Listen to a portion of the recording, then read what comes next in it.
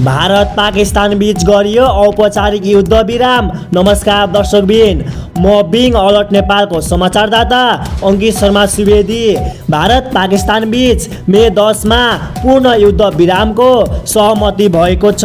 पाकिस्तानका उप प्रधानमन्त्री इसाक डार र भारतका विदेश सचिव विक्रम मिश्रीले युद्ध विरामको सहमति भएको जानकारी गराएका हुन्।